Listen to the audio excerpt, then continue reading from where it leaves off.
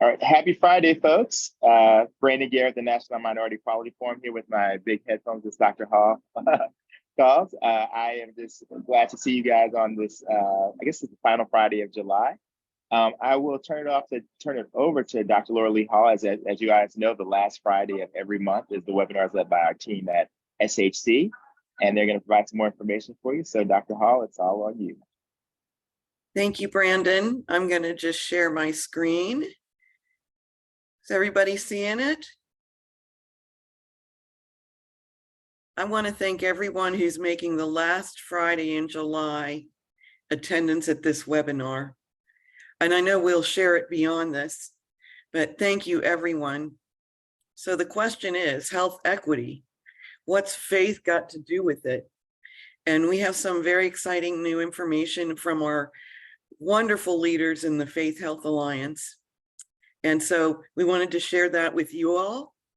And I want to kind of do things a little bit differently today. So here's us.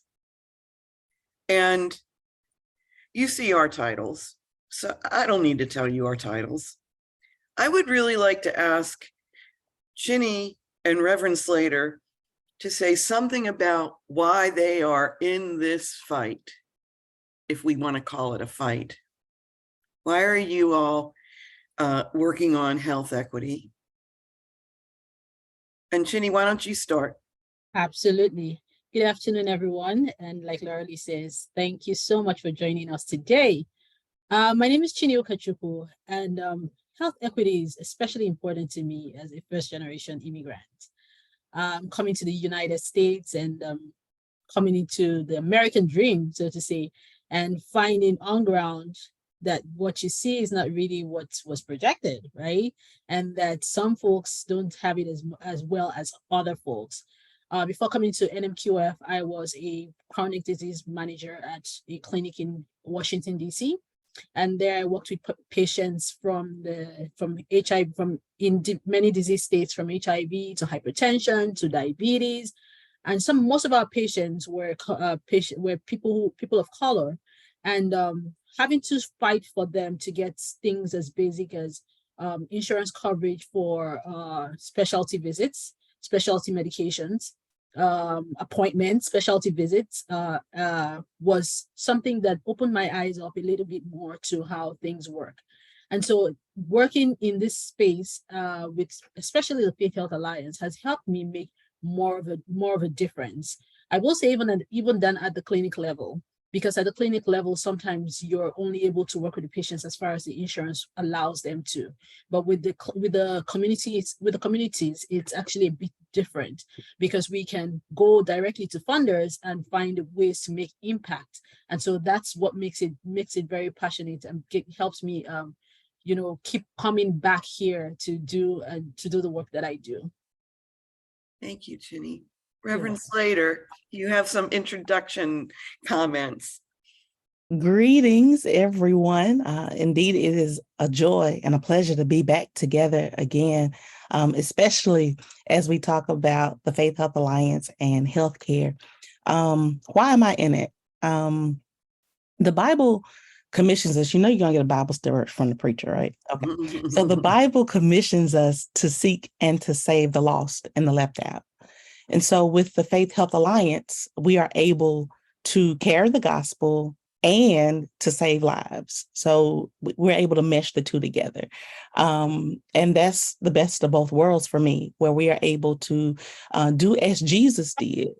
Every time he helped the people, when he preached, he helped the folks. And so we not only taking the gospel, but now we're helping folks to change their lives, to make better life decisions, life choices based on education, so that they can not just eat a fish sandwich today, but they are able to fish and learn skill set to pass on to generations to come. So as always, I am so very glad to be here, and thanks for the opportunity. Welcome from the great state of Alabama. I will just say that I was raised, I was a very religious person from my childhood. I was raised Roman Catholic. I was very active in my faith, but I was also a big science nerd. And I worked as a nurse's aide as I went through school and got my Ph.D. And I just always thought that science was to help people. And of course, my faith tradition, as you stated, Reverend Slater, has a lot to do with helping people. And Jesus is probably known as much for being a healer as anything else. Mm-hmm. Mm-hmm. So it's been a privilege to be able to work to help bring that out. So Absolutely. let's get into this. Okay, I'm supposed to be saying something about housekeeping. I'm going to just note that you should put your questions in the Q&A box, so it'll be easy for us to come to them. And if we don't get to them today, I'm sure we'll get to them, but we will get answers to you. And this recording and these slides will be available to you. If you have additional questions that are, or if you have some kind of need that's technical or otherwise, you can put that in the chat, but do use the Q&A so we can keep track of things a little more easily. So I'm going to invite Chinny to talk about the Faith Health Alliance. What is it?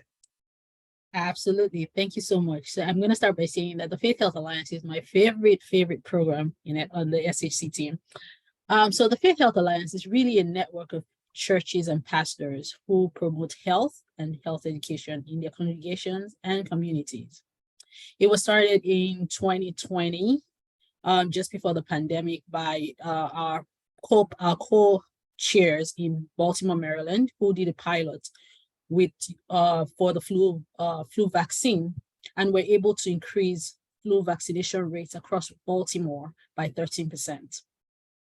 We started in 2021 with 8 churches, and by 2022 we had increased to 20 churches, and we're still going strong.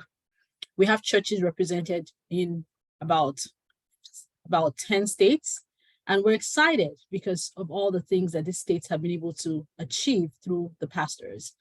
I say that they concentrate not only on their community, on their congregations, but also on their communities, and I'll explain why as we go further along.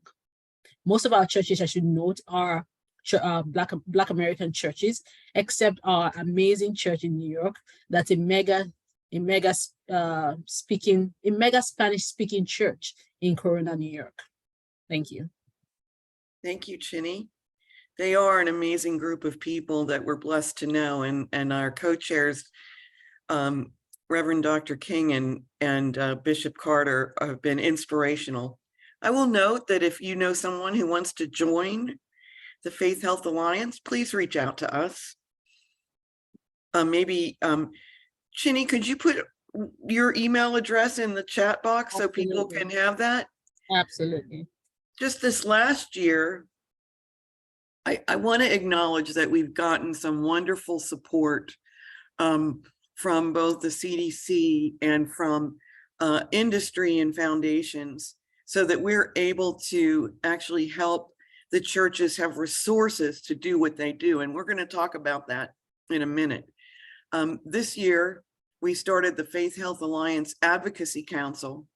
And you see it's led by Dr. Akano and Dr. John from Gilead and Walgreens, who have been so supportive of these efforts all along, joined by great colleagues at Genentech, wonderful leaders at Sanofi, the Leona and Harry Hemsley Charitable Trust, Abbott, and BI. So we thank everyone for your support, your interest, your enthusiasm. And again, if there are people from industry out there and you want to join the Advocacy Council, we welcome you. Your support is, as you'll see, really important. So I'm going to just kind of walk through the survey results and that we conducted over this summer. And I will note that all of the churches, except our Spanish-speaking church in Queens, participated in the survey. So let's just, snapshot of who these folks are.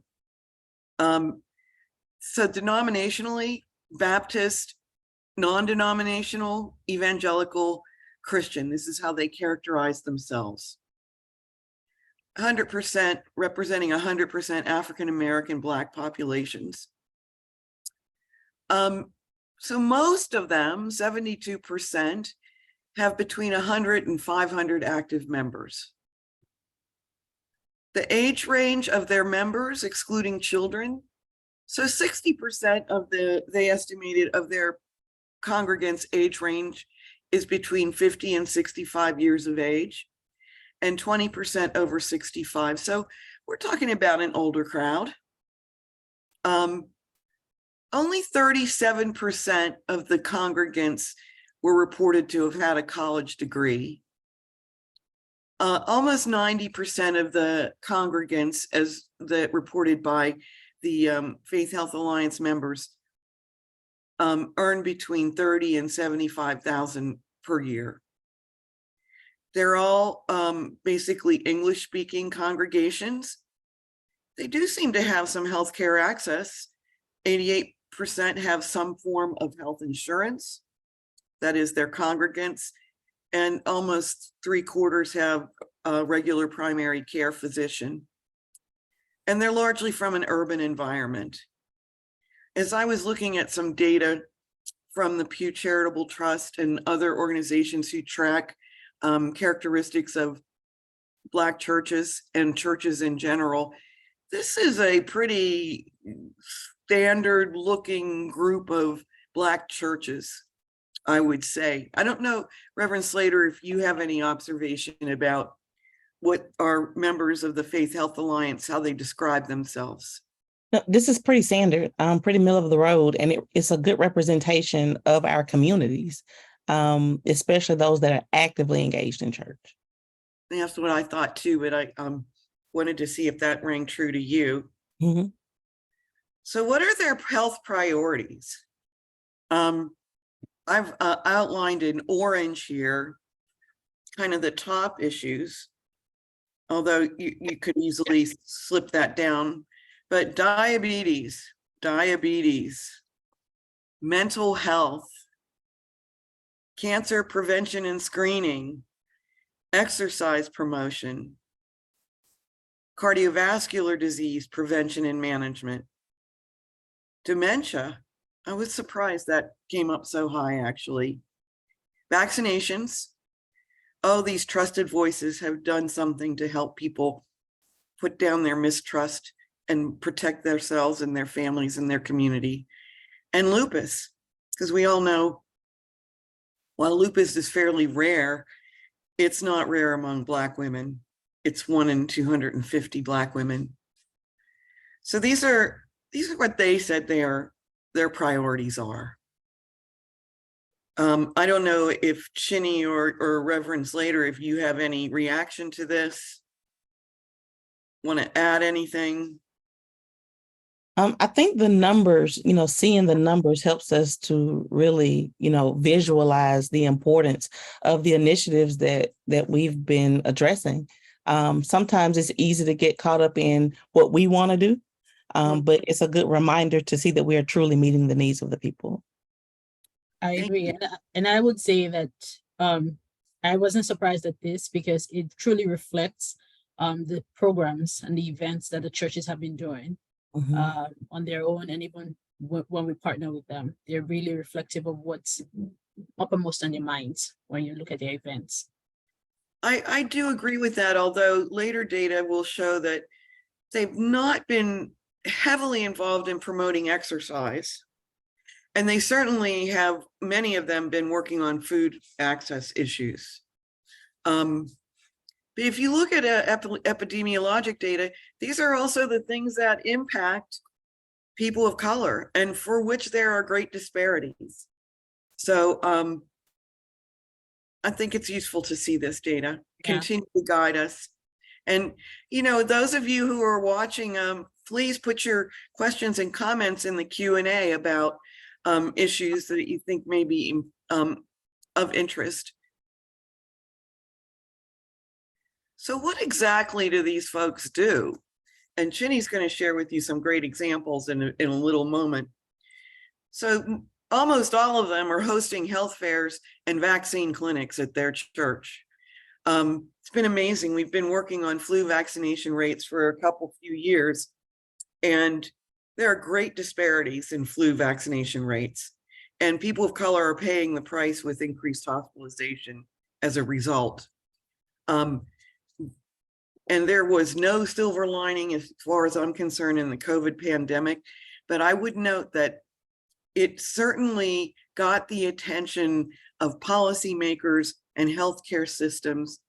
So they finally got to the churches and helped bring vaccines to the people. And that was something COVID produced. I would note also, though, that many of our churches continue to pay attention to flu vaccination and other vaccines as well. So health fairs and vaccine clinics provide education on health topics, so in person or virtually. These amazing individuals who lead these churches have been out there doing the education through the COVID pandemic, and you see almost all of them have been doing it virtually and in person. I noted in the previous slide that many are actually providing food banks. So they are trying to meet that need. And this is just another way of saying, I think, providing information. Here's other things. So regular exercise classes, only 20% said they did that. Self-help and support groups, 20%. And so how often are they doing this? You know what? They're kind of doing it a lot. 44%, 11 of the respondents said they're doing it once a month. But there were plenty who were doing it a few times a month, once a week, etc. So this is clearly something that's very important to be doing this kind of frequency of work on these topics. And again, I'll ask my colleagues if you have any observations as you look at this report of what they do. Not much for me. I think it's truly reflective of the populations that our pastors serve. Yeah, I think, for the duration of our involvement, we've been able to put a more microscopic focus on these types of events, the health fairs, the vaccination clinics and such.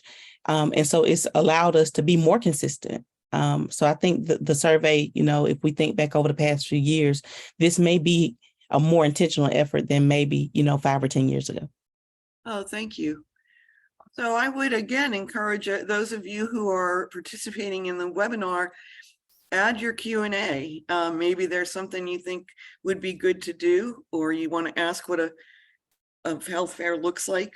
Please offer your comments and questions.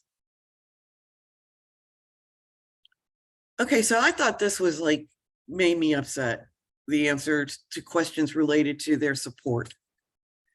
So 100% say it's volunteers in their congregation.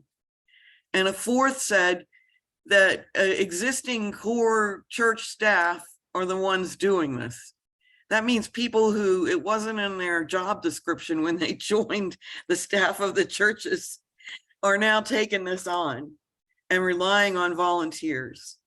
So that, I said this makes me mad because I think that the church is such a trusted resource for faithful congregants, that an infrastructure that can sustain their support of ending health disparities is critical.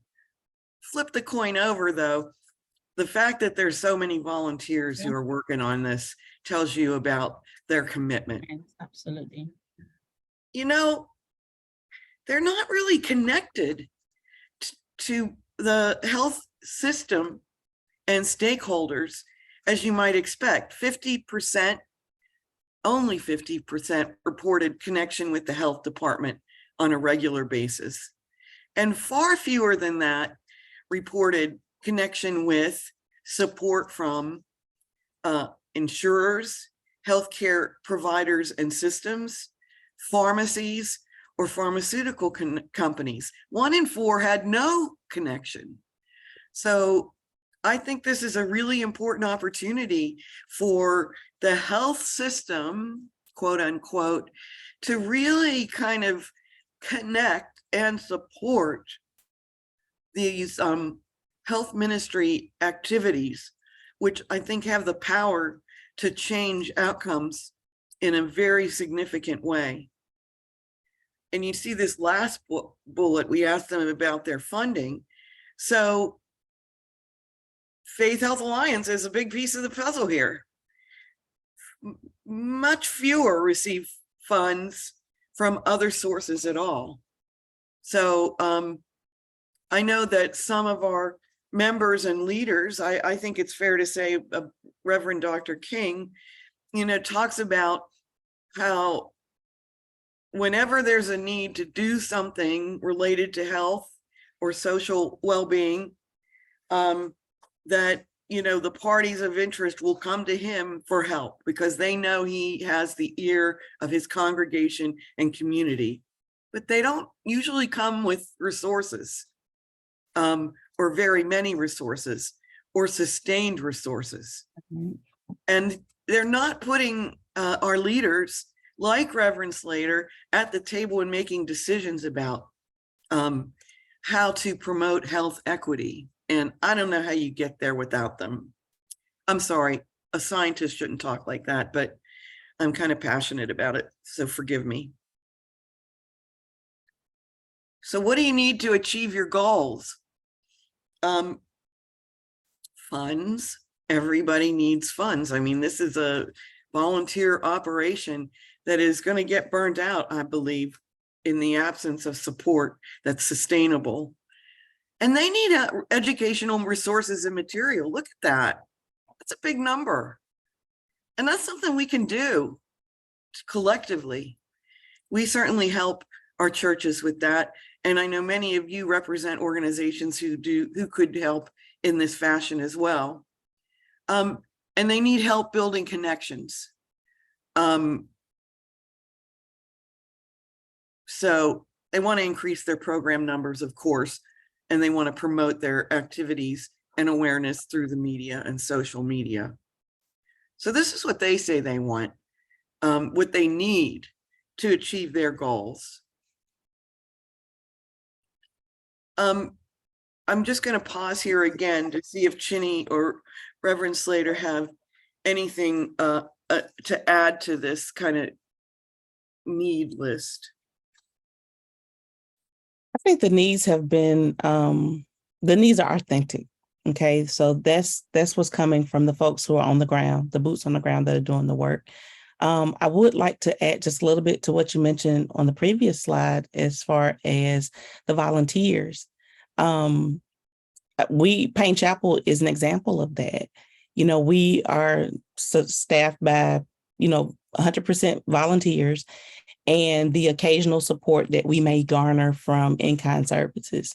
Other than that, the Faith Health Alliance has 100% provided the funding that was needed to do all that we've been able to do, because the tithes and offerings from the church they have to go to support the other ministry of the church, the overhead, the plant. And so I don't know how many churches really have the ability to pull another budget line item, from their regular to-dos as far as their income and expenses. So when it comes to connections, it depends on where you are.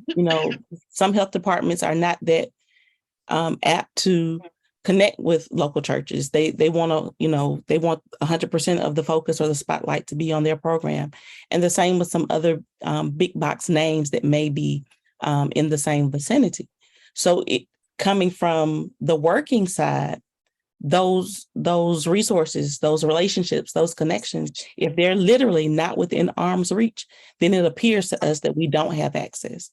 So what I'm saying is, for those companies and names that folks recognize from the shelves in the store, if you are participating in this and you're willing to work with us, please let us know, because it's definitely needed. We just don't know how to find you. We don't know how to contact you. We don't know how to ask you for the funding that we desperately need. I'm so glad you said that, Reverend Slater, because I will just add that So anyone interested in supporting a program can certainly come to us at NMQF and the Faith Health Alliance, some kind of national infrastructure. And believe me, we give away as much money as we can, just covering a little bit of our staff time and production of educational materials. We can also funnel you to our members. I mean, we don't own this. We want to just facilitate achievement of health equity through these trusted voices. So thank you for saying that, Reverend Slater. Yes, ma'am. Okay, so let me see here. I don't think we covered this. So what do they want to do over the next 12 months? And again, put your Q&As in. Don't be afraid to ask questions or raise topics for discussion. So they want to do health promotion activities. They want to continue to do their education, their fairs, their screenings, and their vaccines. That's 80%. That's what they want to do over the next 12 months. And get written health information to their members. You see that they also want to support their congregants' needs in terms of gaining access to healthcare, be it transportation, funds. I'm thinking healthy food would fit in this box as well. So they are there to help their members get to what they need, including maybe Medicaid coverage or signing up for benefits, or the state health department to get coverage for various issues. They want to do educational sessions. I think that those are kind of, you see the big things. They want to educate their members and they want to connect them to care. But you know what? There's a third of them who even want to recruit participants for clinical research. I don't know if you're going to mention it, Chinny, but we've had a couple of very valuable educational programs on lupus and clinical trial participation.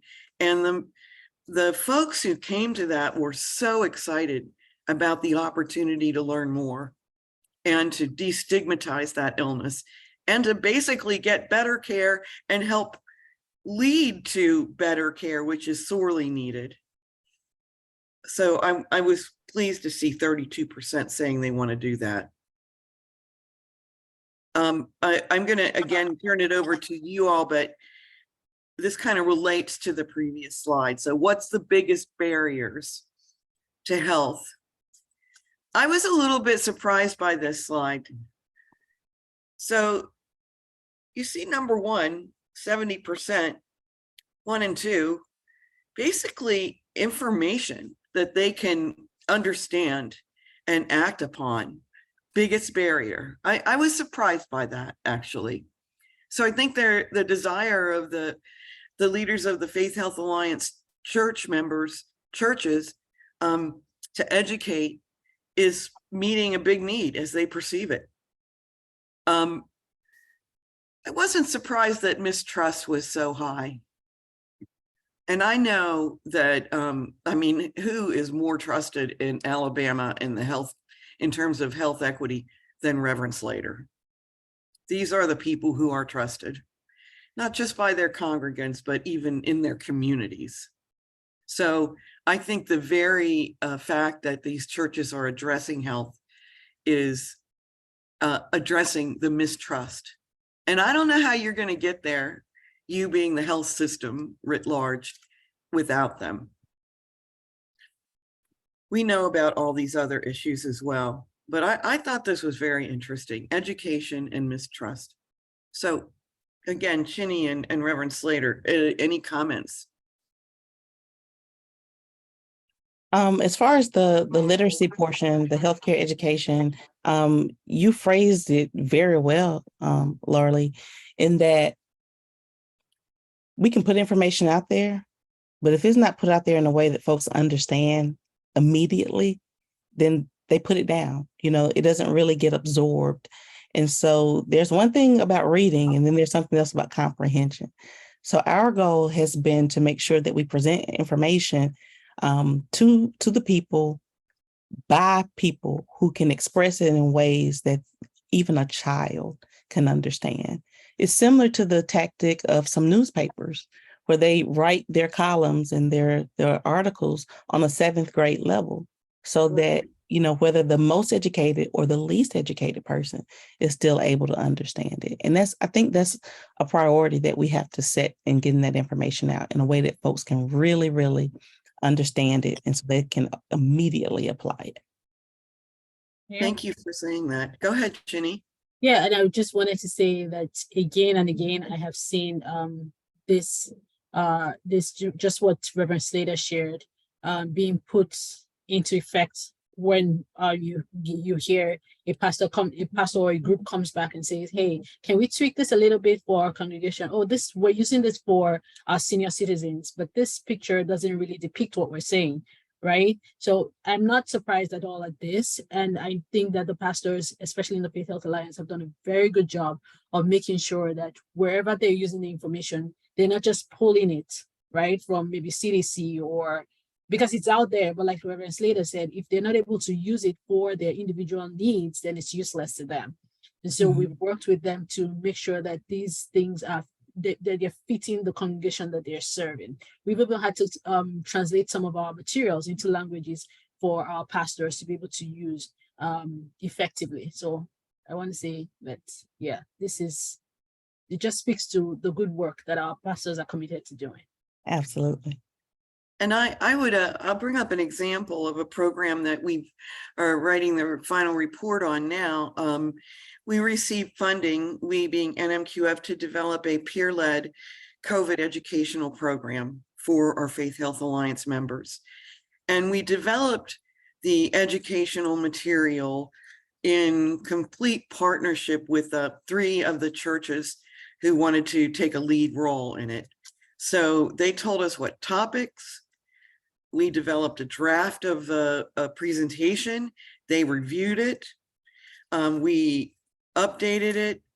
They then presented it to their congregations and their peers in the Faith Health Alliance, and they moved it forward. And it had our evaluation had really positive results in terms of the people who received the education were very pleased with it. They felt like they learned a lot. They felt like they were going to be able to talk to their family and friends about it. And they felt like they were going to do things like pursue treatment or get the bivalent booster. So, I think that there's a huge opportunity to make sure we get education into the hands of our faith leaders, not just giving it to them, but developing it, plowing that field together. So I wanted to just add to what you just said, Laura Lee. Because of how successfully we created that program, one of our churches actually took that program. She was part of the initial team for the co-development of the program. And so she had gone through the training from the subject matter expert. She had done the training at the peer level, and she was able to do the training so effectively that a rural church, not having technology for video calls, actually got trained by this leader. And so she was doing the training through an audio method. They couldn't see any of the slides, but they had questions. So the training session was very engaged. They asked her questions and she was able to answer. I'm just speaking to the fact that because of how empowered she felt at being trained and going through the training, she was able to give this training even to another group who's not directly part of the Faith Health Alliance, but who she has a relationship with.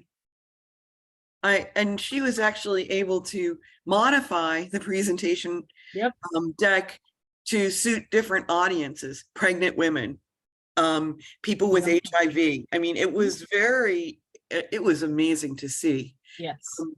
I don't know if I have a question up here, but I'm hoping that when Reverend Slater can close this presentation, that she'll talk about her leadership in going to small rural churches in Southern Alabama, these are small places without really the bandwidth to do some of the amazing work that these Faith Health Alliance churches have been doing. And she's been kind of leading it, not just for her church, but for many churches. So I'm just putting a little plug in there, Reverend Slater, that you'll bring that up.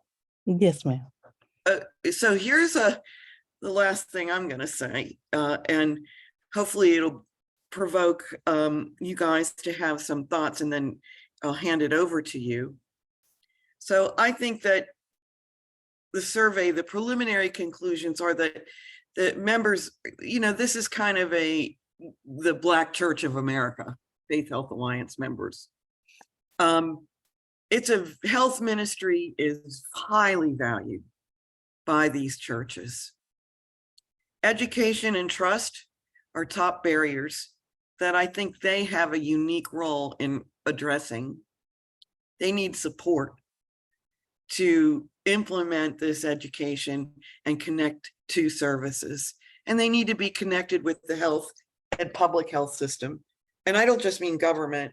I think insurers, health systems, practices, pharmacists, pharmaceutical companies, foundations, really so many organizations can be in contact, connect with them, raise them up, help them sustain our shared goal of promoting health and health equity.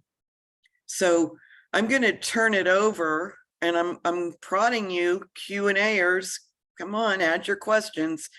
I'm going to turn this over to Chinny, but and then you will be the closer, Reverend Slater, and then we'll do Q&A. Thank you so much, Laura Lee.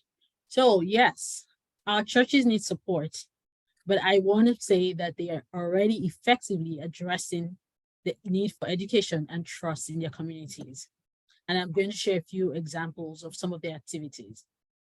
Since the summer of 2022, as the mask mandates were taken away and COVID vaccine infections declined, our churches and people started to come back together, right? Big groups started to gather, people were able to gather. Our churches cautiously began hosting community events again. These events promoted health, they educated their congregations, and they tried as much as possible at the time, began to address the issue of trust and getting people back into routine health promotion activities. Some of the activities that our churches have done include back to school drives, back to school bashes, community days, health fairs where they helped folks get back into insurance enrollment, where they provided vouchers, free food, vaccine clinics, awareness screening and awareness plays, and just to mention a few. The beauty of these events is that while most of them were already existing events, so the pastors didn't have to begin creating anything new, they help to bring folks back into a routine and normal, a spirit of normalcy, if you will. But then they also help to address things that had been put in the back burner thanks to the pandemic, right? Mm-hmm. So again, now people were beginning to talk about health screenings. People were beginning to talk about exercising. People were beginning to talk about taking vaccines.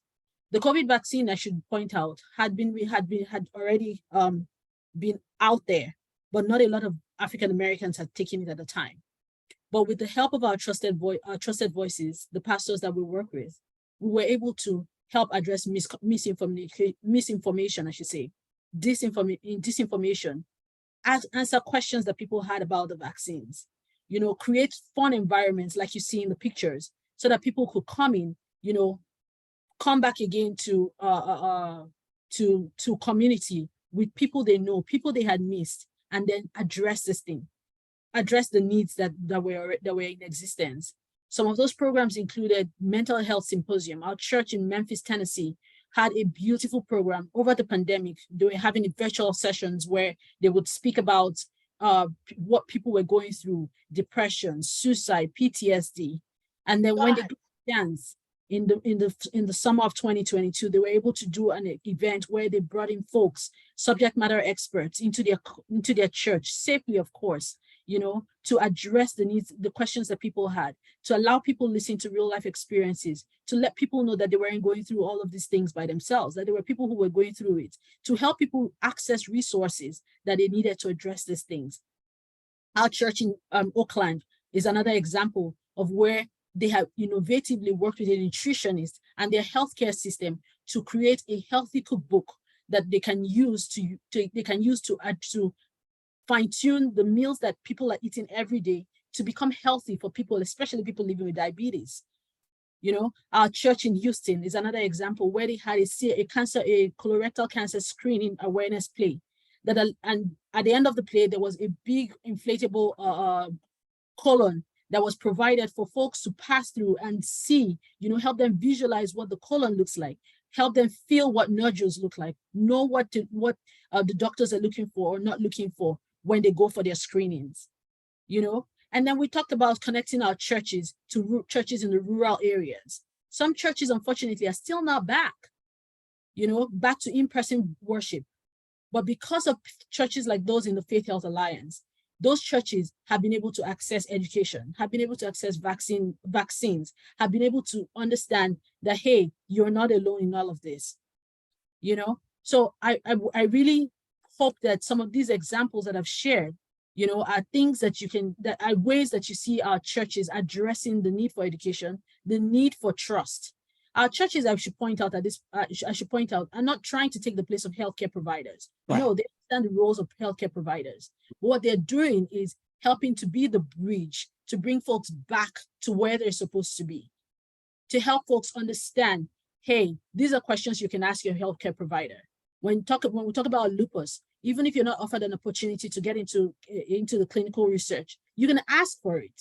So our pastors are empowering their congregations, they're empowering their communities to do things that they should be doing already to address health equity.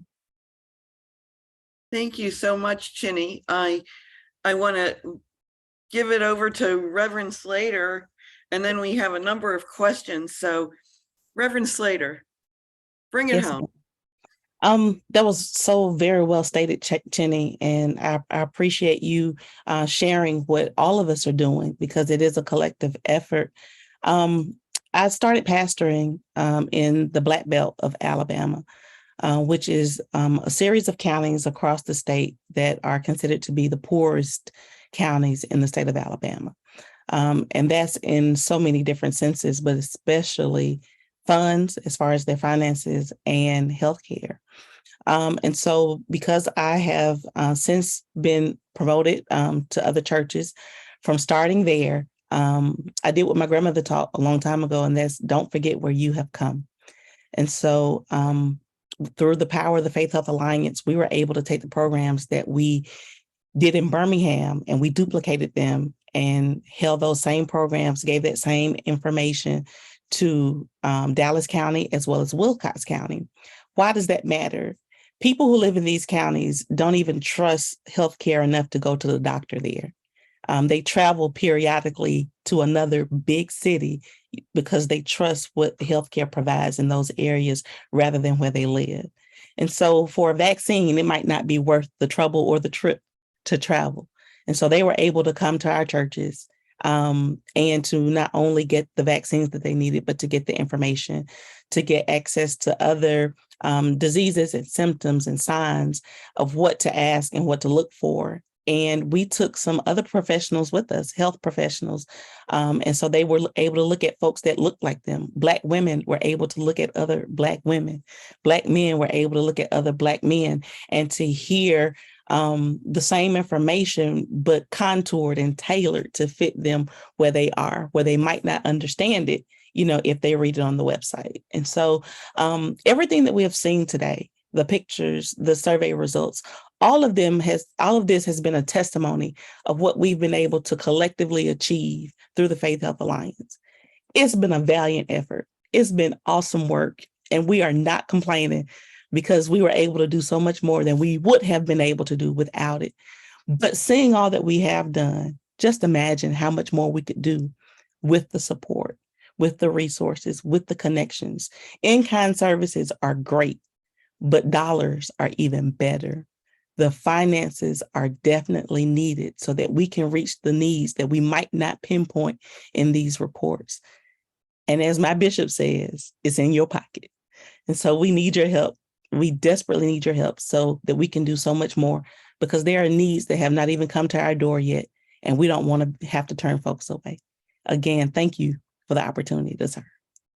Thank you so much, Reverend Slater. We got quite a bit of questions that I'm going to just raise for all of us to consider. But I do want to acknowledge we have a couple people who are among the attendees. I'm looking through that list right now. And so we've got a great attendee list. Thank you all. I think this means you really care about this. But we have Reverend Toogood here from DC. We have Reverend Henderson from Trinity. Welcome. And they probably have some folks in the room with them. We have Dr. Stephen Thomas, our colleague from the University of Maryland. So thank you, those of you who have joined us. So let's dive into the questions. Okay, so one question is, were rare diseases included in the survey at all? Like that disproportionately impact Black and African Americans, like sickle cell, etc. And we did have a pretty extensive list, but we also had an other category, Rebecca. So, and I don't want to belittle, the impact of rare diseases at all. So I think we could always go back to the group and test their interest in a given subject. So there may be a region or a particular place that's, would really like to jump on a condition. I don't know if either of you want to speak to that question. I think the other category summed up a lot of things that might not have been explicitly stated. And so if they did not note it in other, I think it might be good at a later date to go back and maybe just, hey, fill in the blank with some stuff that you think your folks may need to know. So we thank Rebecca for raising that. Thank you so much.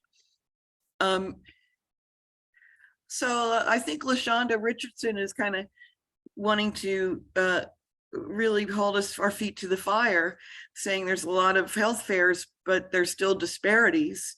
And what's the disconnect and how are you measuring the impact? And so what I would say, LaShonda, is that we do make a strong effort to measure impact, although we don't have the kind of funds that would, kind of be support a major research project.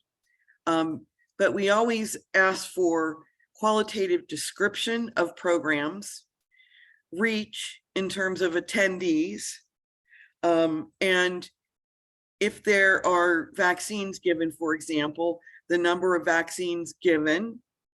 And in some instances where we've had, a big number of churches or a big enough event, we've looked at public health data, like our first program in Baltimore, where that 13% increase in flu vaccination rates, that was a population health impact. Yeah. Our programs in New Orleans also have been raising vaccination rates that are notable at kind of the city level where they're collecting data. So we continue to try to measure things.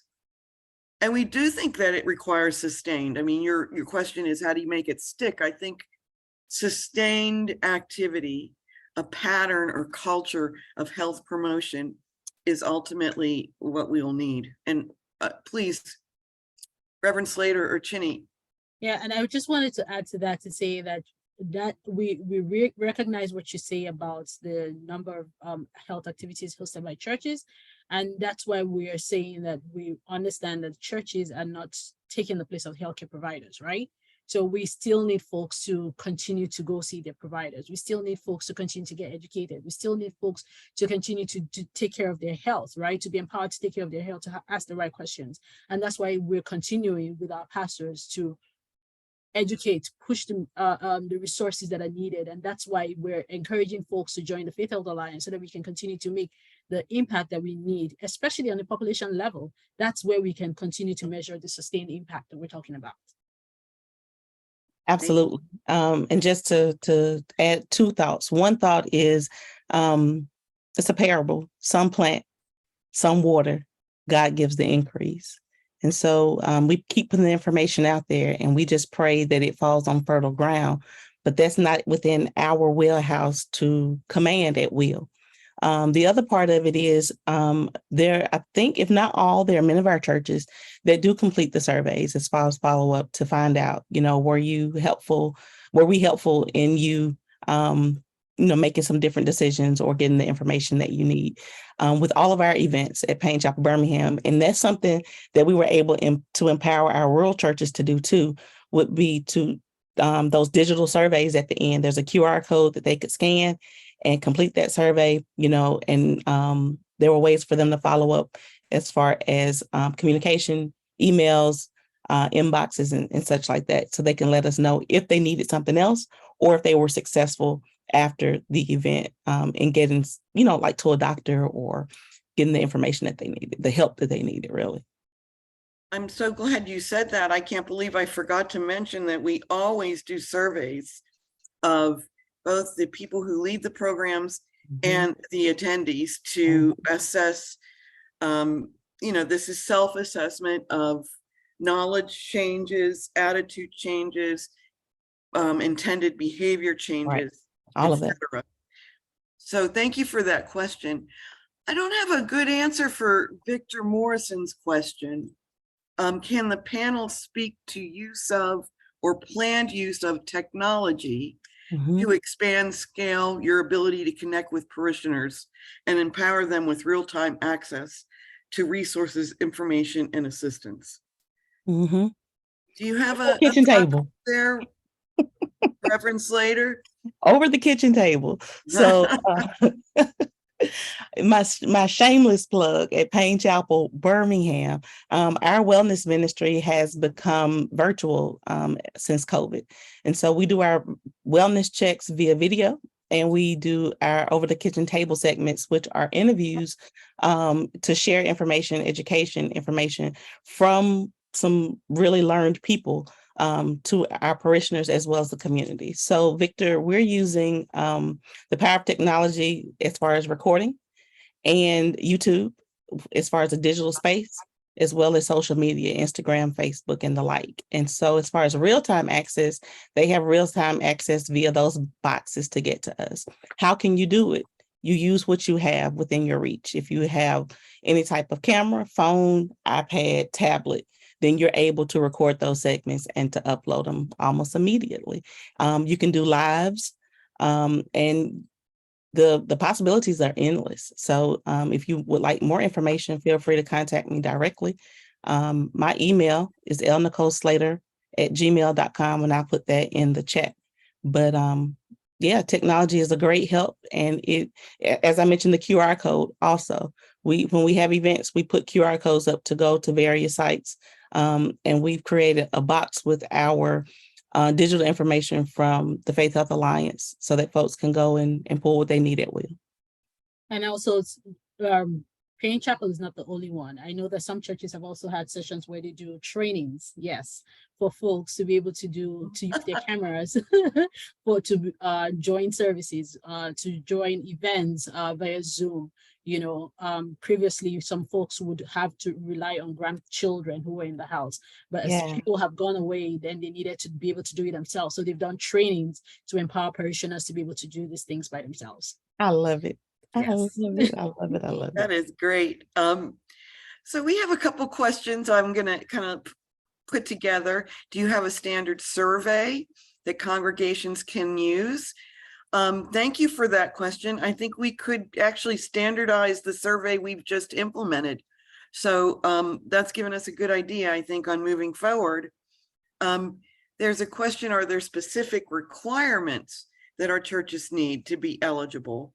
In essence, we subcontract, if you will, with the churches because we provide financial source support based on the grants we get, and they have to fulfill the requirements that are listed in that contract, which includes having an event of one sort or another. We ask them to participate in the bi-monthly webinars, because I think that what they can teach each other is pretty important. So that is the requirement. Folks wanted to know how we grew. We really need to give a lot of credit to Bishop Carter, who is an extremely important person of faith and has, from his leadership, been able to reach out to many individuals in many communities. So that's been one way. That's been the main way. Do we have a growth goal? I would love to see us get up to 40 in the next year and a half, up through 24, if you will, through the year of 24. And I think that, this innovative model that Reverend Slater has put forward in terms of supporting smaller churches who are not going to be kind of able to do the work of a full Faith Health Alliance church, Right. but they can be connected to a faith-based resource. And we see Reverend Good in Philadelphia putting together a same kind of regional coalition of the Faith Health Alliance. And if we put a number to that, Lorelei, we have over 15 churches who are participating through our Faith Health Alliance. So how's that for growth? We are expanding. We have a question. How does a PCP who wants to connect, how do they do so? Rebecca, we're glad to hook you up. I don't know where you are, but if you email Chinny, we can certainly connect you. We have another point here. I know we're coming to the end. Somebody is really singing your praises, Reverend Slater, Victor Morrison, and another person, Marie Varela, also said great presentation and importance of integrating the community health workers. Definitely interested in that. Working with that in Chicago, by the way. And so stay tuned. And Reverend Toogood, be sure to let them know that even in fulfilling the requirements, you, me, Lauralee, and Chinny, and the whole team are always there to assist us with every step. With Bishop Carter and the whole team, we're never alone. We are a community. We are a community. I'm going to leave the last words after my last words to Chinny and Reverend Slater. I want to thank everyone who's participated in this call. I want to thank my colleagues and co-presenters for their passion and wisdom and brilliance. And I wish everyone good health. Join us so we could really make a big impact. Chinny, last words? Yes. Thank you so much for joining us and for listening to us during this webinar. It's been an honor working in the Faith Health with the Faith Health Alliance pastors. I want to invite anyone who's in the panel or on the webinar today, if you're willing and able, or a church that would be a great fit for us, please connect with us. We would love to expand to your city, to your state, and we would love to continue to do the work we do with you. Thank you. This has been an excellent gathering today. I want to give a special shout out to my colleagues who continue to do the work across the country. It has been an outstanding effort, and there is nothing that should be overlooked. We have been able to meet the needs of a people, of folks that we might not ever come in contact with otherwise. Just a thought of encouragement. There are many who overlook the few. And feel like that it's not worth the effort, it's not worth the work. But when you commit to it, even the one, heaven rejoices over the one. And so because we've been able to reach a few at a time, that few has turned into many. And we give God the glory for that. And thank you for the Faith Health Alliance. We still need you and your support so that we can be better than we've been before. God bless you. Everyone stay cool this weekend. Have a good end of summer. Bye.